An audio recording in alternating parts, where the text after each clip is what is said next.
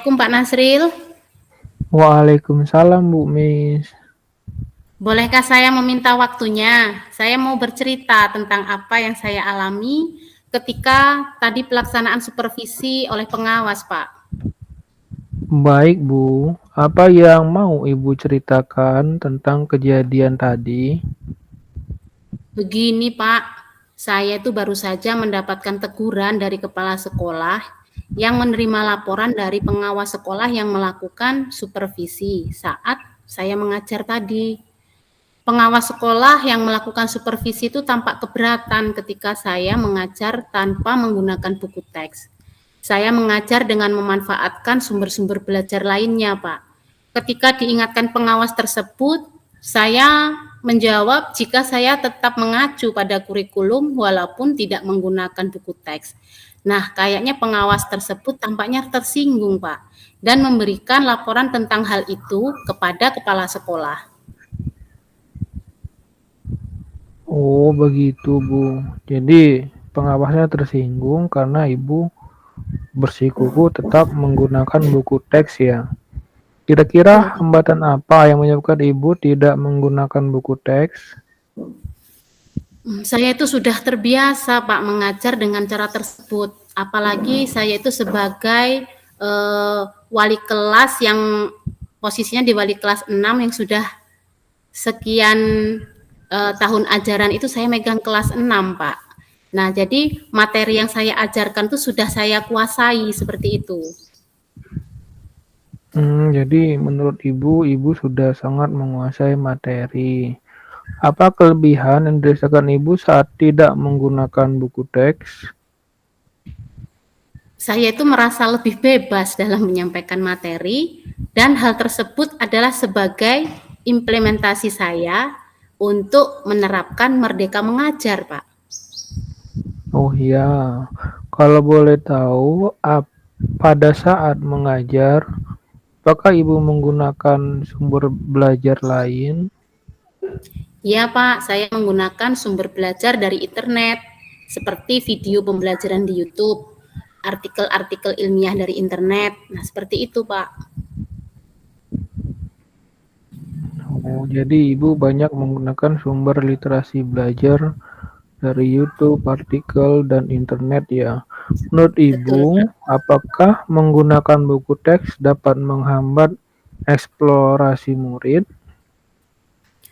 Kalau saya pikir-pikir kembali, penggunaan buku teks itu sebenarnya tidak menghambat eksplorasi murid sih, Pak. Bahkan menurut saya juga sebenarnya bisa jadi memperkaya referensi murid dalam mengeksplor materi pembelajaran yang saya sampaikan. Ya, saya setuju dengan Ibu. Semua bisa kita jadikan sumber belajar. Semakin banyak yang kita gunakan, semakin baik.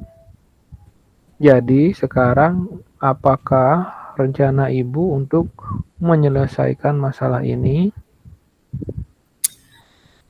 Yang pertama, kayaknya saya akan menghadap kepala sekolah deh, Pak, untuk menyampaikan permohonan maaf saya karena saya telah membuat kecewa Bapak pengawas.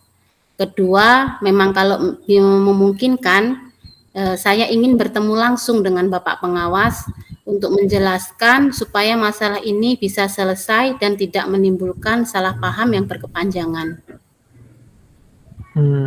Jika Ibu bertemu langsung dengan Bapak pengawas, apa yang akan Ibu sampaikan? Rencana saya akan mengajar menggunakan sumber belajar seperti yang disampaikan oleh Bapak pengawas ya, diantaranya buku teks dan internet, video pembelajaran dan yang banyak lagi Pak, supaya murid-murid dapat mengeksplorasi materi yang saya sampaikan.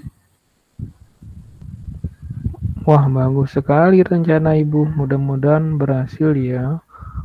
Apa komitmen Ibu terhadap rencana Ibu ini?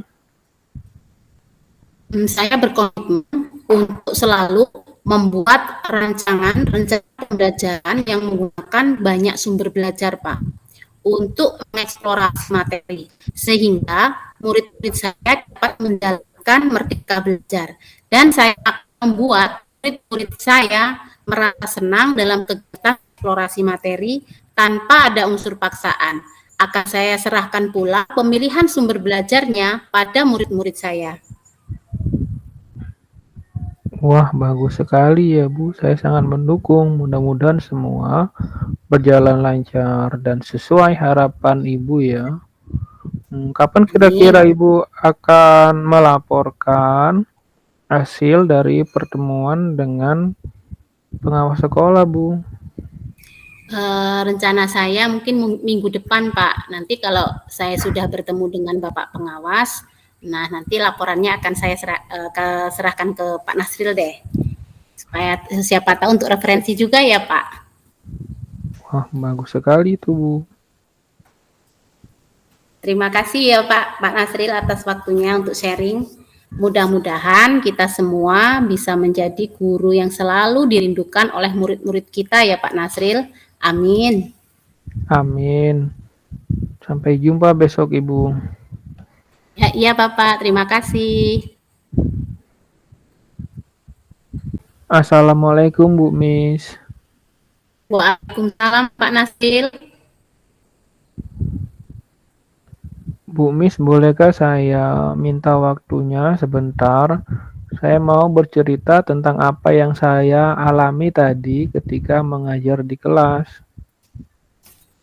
Baik Pak Nasril, apa yang mau Bapak ceritakan tentang kejadian di kelas tadi? Begini, Bu. Saat saya mengajar di kelas, sebagian siswa tampak tidak tertarik dan cenderung mengantuk, Bu. Oh, begitu ya Pak. Kira-kira hambatan apa yang menyebabkan murid-murid Bapak tidak belajar dan di kelas?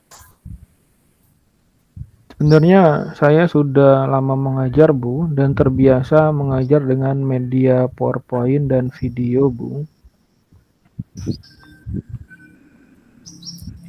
Kalau boleh tahu, eh, apa kelebihan yang dirasakan Bapak saat tidak menggunakan PPT dan video? Dan pada saat mengajar, Bapak menggunakan media pembelajaran apa saja? Iya, kelebihan yang saya rasakan, Bu, saat menggunakan PPT dan video, murid-murid akan cenderung aktif, Bu, karena kita tahu PPT dan video merupakan media pembelajaran interaktif, Bu. Dapat merangsang audio dan visual murid. Menurut Bapak, apakah menggunakan video dan PPT dapat meningkatkan minat belajar siswa? Kalau saya pikir-pikir kembali, penggunaan video dan PPT akan sangat menarik jika kita digunakan di kelas, Bu. Namun mungkin saya akan menambah media pembelajaran lainnya, Bu, karena untuk murid-murid yang kinestetik mungkin saya harus membuat media pembelajaran real. Jadi untuk membuat pembelajaran berdiferensiasi di kelas, Bu. Ya, saya setuju dengan Bapak. Semua bisa kita jadikan media pembelajaran. Jadi, sekarang apa rencana Bapak untuk menyelesaikan masalah ini?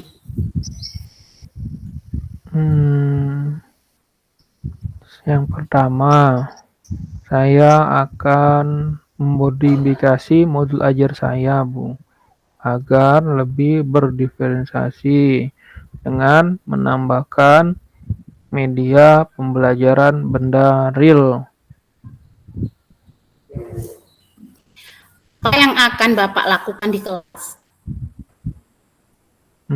Saya akan mengajar dengan media pembelajaran, PPT, video, buku teks, dan benda real, Bu. Bagus sekali rencana Bapak.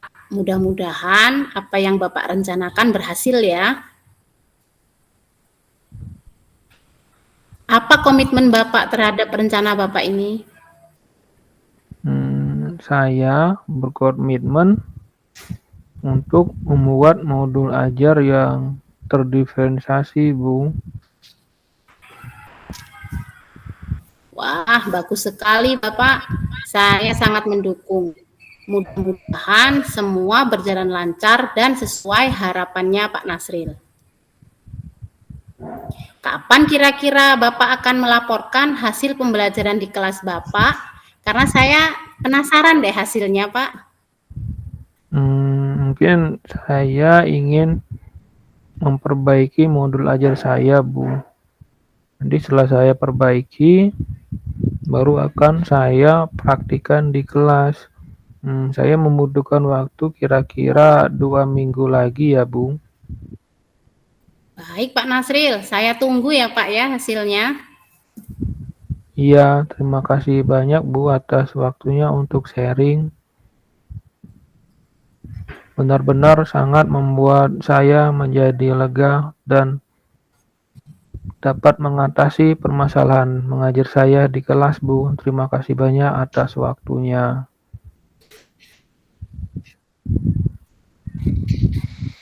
Sama-sama Pak Nasril.